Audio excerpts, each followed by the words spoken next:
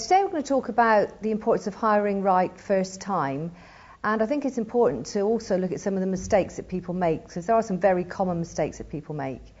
And very often when people are looking to recruit someone and they'll run an ad or use an agency, one of the problems is it may be that the right person hasn't turned up for an interview, and what they'll then do is sit down and think, okay, let's make the best of a bad job, and pick one person out of a group of people when actually none of them are suitable in the first place. Whereas I would say, wait longer and actually keep recruiting, keep placing the ad until you actually get the right person. The other thing to ask yourself, which probably even comes before that, is why have you got a vacancy in the first place? Why are people leaving your company? Do you know why they're leaving? Because again, sometimes it's this treadmill where people accept that they've got a high turnover in their industry, and it might actually be something that you're doing, and that might be the reason that people are leaving.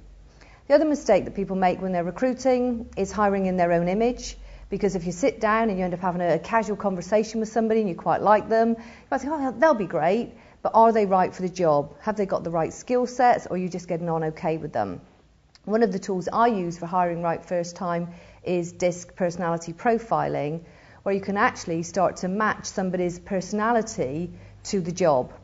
Because people won't change their personality to suit the job, they'll try to change the job to suit their personality.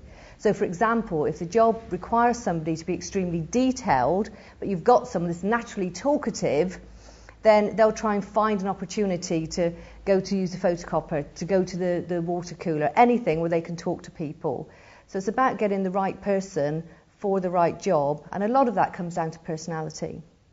The other mistake that people can make when they recruit people is not actually having a process. They sit and have a chat. They're not asking people competency-based interview questions to have examples of when have they actually displayed this skill set in the past. The other thing that I certainly recommend when you recruit, and for my business, is it isn't just my decision, the whole team are involved in the decision. So the first time they come in, I will have a conversation with them. Obviously, we'll look at CVs. But the second interview, they actually spend 15 minutes with each of the member of staff. And if one person actually came back and said, I really don't like this person, if there is likely to be any personality clash from day one, I wouldn't hire them. Because at the end of the day, it isn't just about me liking them and having the right skill set, it's how they fit in with the team, which is really, really important.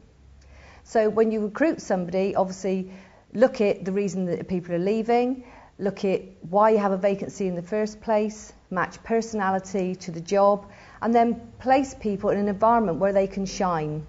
Do you really know what their strengths are? Do you know what you can do to actually make them perform even better?